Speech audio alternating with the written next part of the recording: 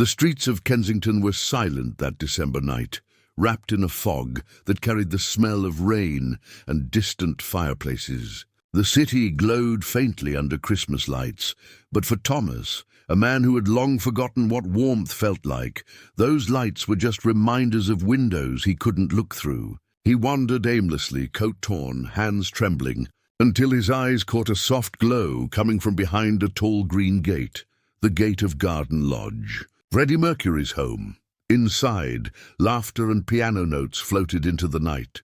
It was Christmas Eve 1989, the last one Freddie would spend in full health, and his mansion was alive with joy. Friends, assistants and neighbors filled the rooms, while Freddie himself moved through the house carrying trays of food and bottles of wine. But even surrounded by music and company, he paused by the window, looking out into the dark street, as if sensing that someone out there still needed to be invited in. Thomas hesitated before the gate, unsure whether it was madness or hope guiding him. He had no idea whose house it was, only that the warmth inside felt like a promise. He raised his shaking hand and knocked 3 times. For a moment nothing happened. Then the laughter inside faded and footsteps approached. The door creaked open. A man in a soft cream sweater appeared. Not a servant, not a guard, but Freddie Mercury himself. His eyes softened the moment they met Thomas's. "You look frozen, darling," Freddie said gently, stepping aside. "Come in. No one should be alone tonight." And with that simple act, the night changed, not only for the man at the door, but for everyone who would one day hear the story of the Christmas when Freddie Mercury opened his home to the forgotten Garden Lodge. That night was not a palace. It was a refuge. The fireplaces roared softly. The smell of roasted chestnuts and wine filled the air, and candles flickered across portraits of Freddie's beloved cats. Yet amid all the warmth, Freddie was not performing. He was present. Those who truly knew him understood that this was the side of Mercury few ever saw, the gentle host who poured his heart into making others feel seen. Peter Freestone, his trusted assistant and friend, moved quietly through the house, adjusting candles and carrying gifts to the tree. He watched Freddie from a distance, no stage lights, no spotlight, only a man arranging the table with care. "We must have extra chairs," Freddie murmured almost to himself. "You never know who might need one." That was his rule every Christmas. No one without a family would spend the night alone. When Thomas stepped in, dripping and shivering, the room went silent for a moment. Dozens of eyes turned toward the stranger, but Freddie's gaze never left him. He took Thomas's coat, hung it by the fire, and handed him a glass of mulled wine. "This house has seen too many parties," Freddie joked softly. "It could use a bit more soul." The tension melted. Laughter returned, but now it felt different, warmer, more human. As the night unfolded, Thomas sat at the long oak table beside people he had never met, musicians, assistants, neighbors, even a few orphans from the city. Freddie made his rounds, speaking with everyone, ensuring each person had food, warmth, and something even rarer: belonging. He wasn't just hosting a dinner. He was building a family, one meal, one song, one open door at a time. It wasn't the first time Freddie had opened his home to strangers, but this moment felt different. The wind outside howled against the windows, carrying the faint echo of distant carolers. Inside, the laughter dimmed as Thomas sat quietly near the fireplace, unsure if he truly belonged there. Freddie noticed. He always noticed. With that instinctive empathy that defined him off stage, he walked over, crouched beside Thomas, and said softly, "You remind me of someone I used to be." The words hung in the air like music. Freddie reached for a blanket and wrapped it around Thomas's shoulders. "I came to London with nothing too, darling," he continued, gazing into the flames. "No one knew my name. No one cared. But someone gave me a chance, and look what love can build when you share it." Around them, the room grew quiet. Even Peter stopped moving for a moment, sensing that something sacred was unfolding in that silence. Thomas, overwhelmed, could only nod. He hadn't spoken to anyone kindly in months, maybe years. Tears welled in his eyes, and for a moment Freddie said nothing more. He simply placed a hand on the man's shoulder and smiled, that same luminous, effortless smile that once electrified stadiums. But here it wasn't a performance. It was mercy made visible. Then softly, Freddie rose and addressed the room. "Friends, this is Thomas. He'll be joining us tonight." There was no applause, no awkwardness, only warmth. The guests shifted, making space at the table.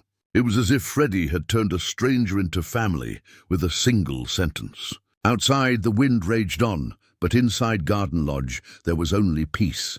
The long oak table stretched beneath crystal chandeliers that shimmered like quiet stars. Dishes overflowed with color and scent, roasted turkey, candied fruits, and puddings still steaming. But the true feast wasn't on the plates.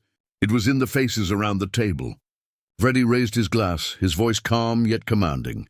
"To those who came from near, and to those who came from nowhere at all," he said, glancing at Thomas with a soft smile. "Tonight we are one family." The guests lifted their glasses, some smiling through tears. Thomas hesitated, unfamiliar with such grace, but Freddie noticed again. "Drink, darling," he said, nudging the glass toward him. "You're part of this madness now." The laughter that followed wasn't polite, it was real. In that moment, the man who had spent years sleeping beneath bridges found himself surrounded by warmth, by music, by belonging. It was as if Freddie's home had swallowed his loneliness whole. Between courses, Freddie told stories of Zanzibar's warm nights, of moving to England with nothing but dreams and a broken suitcase, of the early days with Queen when every show felt like a miracle. Thomas listened, entranced. He saw not the rock god from posters, but a man who had known struggle, who still carried compassion like a secret melody. Every story was a reminder that greatness wasn't born from comfort, but from empathy. As the night deepened, the sound of clinking glasses mixed with quiet conversations and distant laughter. Outside, snow began to fall over Kensington. Inside, Garden Lodge glowed like a heartbeat. And at the center of it all stood Freddie Mercury. Not as a legend, not as an idol, but as a man who had made a stranger feel at home for the first time in years. The fire had burned low, painting the walls of Garden Lodge with a soft amber glow. The air was thick with the scent of cinnamon and candle wax, and somewhere in the distance, laughter lingered like a fading note. Most of the guests had grown quiet, their hearts full, their voices low. But Freddie remained awake, seated at the grand piano near the bay window, a single candle trembling beside him. His fingers hovered above the keys, uncertain for a moment, as if asking permission from the night itself. Then gently he began to play. The first notes were fragile, almost hesitant, like snowflakes falling on still water. The melody wasn't grand or showy. It was intimate, almost secret, a lullaby whispered to the world. Thomas lifted his head, drawn toward the sound. He'd heard songs before, even sung in the streets for coins, but this was different. It wasn't music meant to entertain. It was music meant to heal. Freddie's voice entered softly, carrying warmth and sorrow in equal measure. His tone filled the air with something rare. Not perfection, but truth. Slowly others began to join in. A woman hummed along, her voice trembling. Peter leaned against the doorframe, arms folded, eyes wet. Even the clinking of glasses stopped as the room united in quiet harmony. They sang not to perform, but to belong. And there, under the flicker of candlelight, Freddie's home transformed again, from a house into a sanctuary, from a gathering into communion. The rock star, who once conquered stadiums, now played to an audience of hearts that simply needed to be seen. When the final note faded, no one clapped. There was only silence, deep, sacred silence, and in it the sound of breathing, the echo of feeling. Thomas wiped his eyes quickly, ashamed, but Freddie smiled that knowing smile and said softly, "No shame in tears, darling. They mean you've been brave enough to feel." He closed the piano lid gently, as if tucking a secret to sleep, and poured another glass of wine. "Now," he added, raising it toward the room, "to the music that doesn't end when the song is over." And just like that, the laughter returned, quieter now but deeper. as if every heart in Garden Lodge had found its rhythm again. The last candles were dying, leaving only the golden flicker of the fire. Most of the guests had drifted off to their rooms or fallen asleep on velvet couches wrapped in blankets. Garden Lodge was quiet now, almost sacred. Freddie sat cross-legged on the rug before the hearth, a half-empty glass of wine in his hand. Thomas sat nearby, staring at the flames, as though they were showing him memories he'd tried to forget. Outside, snow whispered against the windows. Inside, time seemed to pause. Freddie broke the silence first. "You know," he said softly, swirling the wine, "people think I love crowds because I can't stand being alone. But it's the opposite. Crowds make me lonelier sometimes." He smiled faintly, not bitter, just honest. "All that noise, it hides the quiet I actually crave." Thomas looked at him, unsure how to respond. "You don't seem lonely," he finally murmured. Freddie's eyes met his, gentle, tired, glowing with something deeper than fame. "Oh, darling," he said with a little laugh, "loneliness doesn't always look like being alone." He leaned back against the sofa, his voice lower now. "When I came to London, I had nothing. Not even a proper name people could pronounce. I slept on friends' floors. I'd walk past houses like this one and wonder what it felt like to belong somewhere." He took a sip of wine, his gaze fixed on the fire. "Maybe that's why I open my doors every Christmas, because I know what it's like to knock and not be heard." The flames crackled softly, as if answering him. For the first time, Thomas understood that this night wasn't charity. It was Freddie's way of healing his own ghosts. Thomas shifted closer, the warmth of the fire brushing his face. "You did belong," he said quietly. "You made millions feel like they did too." Freddie looked at him for a long moment, then smiled, a smile that carried both gratitude and sorrow. "That's kind of you, love. But belonging isn't about being adored, it's about being accepted. Flaws, fears, all of it." He placed the empty glass down and reached for another log, feeding the flames.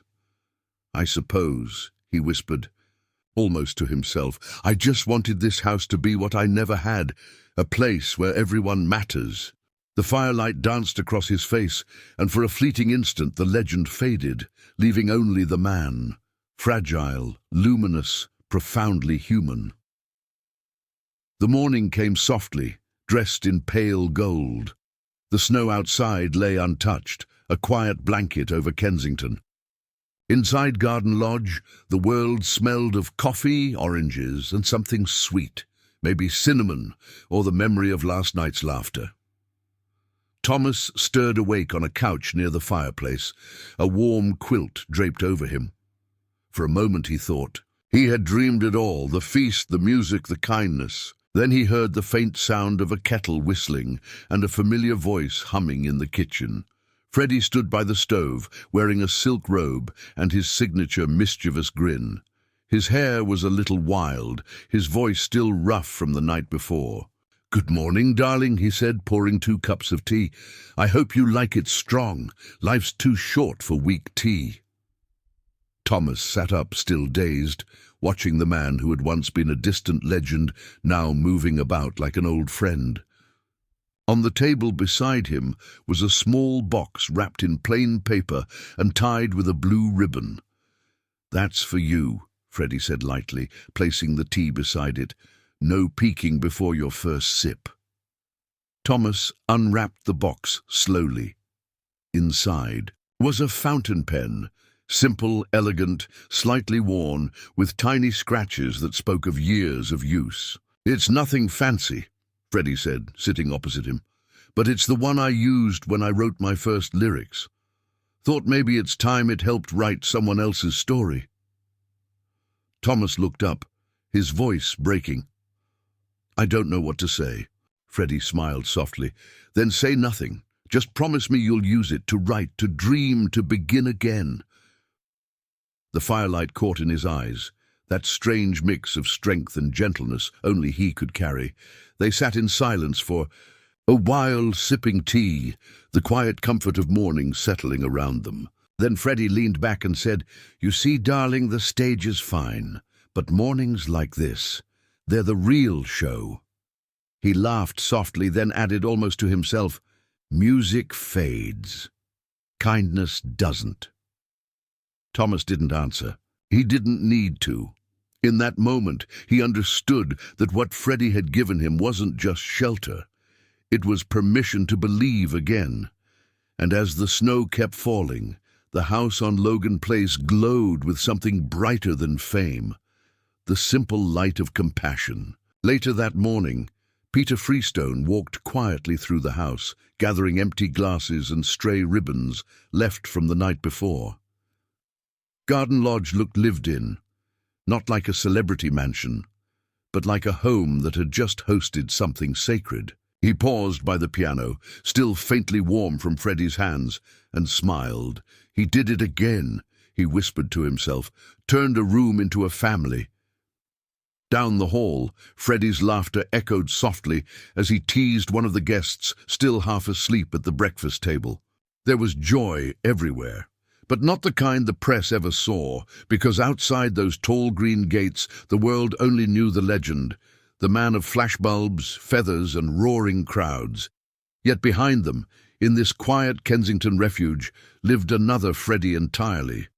Here there were no photographers, no headlines, no managers orchestrating appearances.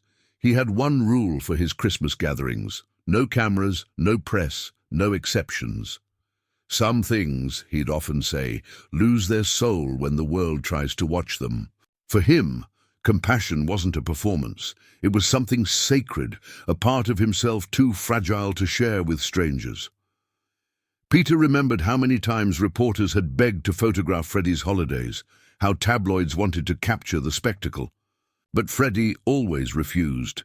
"Let them write about the glitter," he'd say with a shrug. "They wouldn't understand this anyway." To him, kindness was not content. It was private, messy, real, the kind that could only live in silence. And perhaps that's why those nights at Garden Lodge lingered in people's memories long after the music stopped, because they were never meant to be seen, only felt. As the day wore on, the house slowly emptied. Guests left with hugs, laughter, and full hearts. Freddie stood by the door, waving each one goodbye, like a proud father seeing his children off. When the last car disappeared, he turned to Peter and said, "Promise me one thing. We never let the papers touch this. Not a word." Peter nodded. "You have my word." Freddie smiled, tired but peaceful. "Good. The world can have my voice, but this," he gestured around him, to the now quiet home filled with echoes of love, "this belongs to us." And for a long moment, neither of them spoke. The silence was enough. Years passed, and Garden Lodge became quieter. The laughter that once filled its rooms had faded into memory, yet the warmth seemed to remain, as if the walls themselves had learned to glow from within. After Freddie's passing, Peter stayed, tending the garden, dusting the piano, keeping the house alive in silence. Visitors still left flowers at the gate, and sometimes Peter would stop to read the notes, each one a love letter from a stranger who had never stopped missing the man who gave them courage. One winter afternoon, while sorting through a stack of old envelopes in the study, Peter found something different, an aged letter, its paper yellowed, its handwriting trembling but careful. It was addressed simply to Mr. Peter Freestone, from Thomas. Peter frowned, trying to recall the name, then suddenly smiled. Thomas, the man from that unforgettable Christmas night. He sat down by the fire, the same hearth where Freddie had once played and laughed, and began to read. "Dear Peter," the letter began, "I don't know if you'll remember me. Years ago, Freddie invited me in from the cold.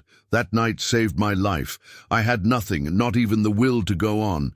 But he looked at me as if I was worth something. After that, I found work, got clean, and started helping others who had nowhere to go. I've spent every Christmas since then opening my own door to someone else. You see, Freddie didn't just feed me. He reminded me I was still human. Peter's eyes blurred with tears as he read those final words. Tell him, wherever he is, that his kindness didn't end with him. It lives on, in every door that opens. Peter folded the letter gently and placed it beside the piano. He didn't speak for a long time, only stared at the window where snow was falling softly, just like that night years ago. He'd have loved that, Peter whispered, his voice trembling with pride and sorrow. He'd have loved to know he made a chain of kindness. The fire cracked, and for a fleeting second, Peter swore he could hear Freddie's voice, faint, laughing, alive. The echo of a man who believed that love, once given, never really leaves the room. Christmas of 1991 came quietly to Kensington. The world outside was still mourning. Radio stations played "These Are the Days of Our Lives," and people lit candles beneath the walls of Garden Lodge. The gates were covered with flowers, photographs, and handwritten notes that fluttered in the winter wind like prayers. Inside, the house was silent. No piano, no laughter, no voice calling darling from the kitchen. Yet Peter Freestone remained, moving through the halls as gently as one walks through a cathedral, tending to every corner with love, as if Freddie might still walk in at any moment. That December 24th, Peter decided to keep the tradition alive. He set the long oak table once more, polished the crystal glasses, and lit every candle in the house. It wasn't a party this time, it was remembrance. Only a few close friends came, each carrying the same quiet reverence. When they sat down, Peter hesitated. Then from the corner of the room, he brought an extra chair, simple, wooden, unadorned, and placed it at the head of the table.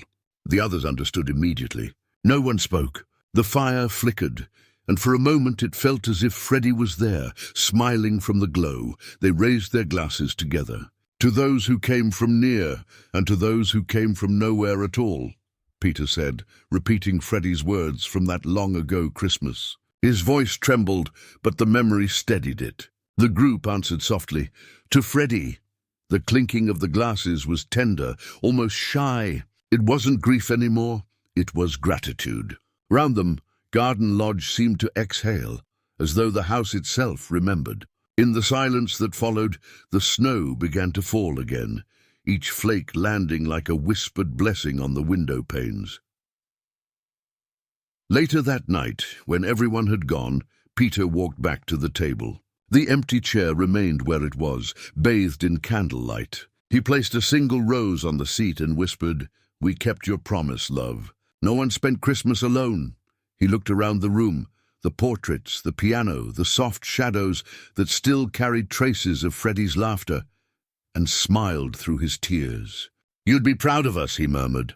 Outside, the city slept, unaware that inside that quiet house, the spirit of Freddie Mercury was still hosting one last dinner, unseen but eternal. Years turned into decades, and the legend of Freddie Mercury continued to echo far beyond his music. His voice still soared through radios, stadiums, and living rooms, but somewhere, in quieter corners of the world, another kind of melody played, one made of kindness, of doors opening, of strangers becoming family. Every Christmas, from London to Manila, from Buenos Aires to New York, there were stories whispered of people who had opened their homes to the lonely, the lost, the forgotten. They didn't know each other, but all of them shared the same invisible rhythm, the rhythm of a promise that began in Garden Lodge. Peter Freestone, now older, would sometimes walk past the old piano and touch its keys gently, letting the notes fade into silence. He no longer needed to play to remember. Outside, the world had changed, faster, louder, more distant. But when he looked at that empty chair by the fire, he knew that some things never fade. "He made the world sing," Peter once told a friend. But more than that, he made people feel seen. And that, he thought, was the truest kind of immortality. Not applause, not fame, but the quiet continuation of love in others' hands. Some years later, a letter arrived from across the ocean. It was from a woman in Canada who ran a shelter for the homeless. She wrote that her inspiration came from a story she once read about a singer who opened his home on Christmas Eve to those who had nowhere to go. "We call our dining room the Mercury table," she wrote. "Every year we add one more chair, because love, like music, needs space to grow." Peter smiled as he read it, his eyes glistening. The chain had continued. The kindness had never stopped. That night, as snow began to fall again over Kensington, Peter lit a single candle on the table where Freddie once sat. Its flame danced gently, reflected in the crystal glasses that still waited to be filled. "To you, my friend," he whispered. "Your song never ended." He raised his glass toward the empty chair, and for a heartbeat, it felt as though he wasn't alone. Somewhere beyond the veil of time, laughter echoed softly. The music, the warmth, the love, all still there, as if Freddie had simply stepped into another room. And so the table remained, endless, luminous, alive, a testament to a man who proved that the greatest performances happen not on stage, but around a table where everyone belongs.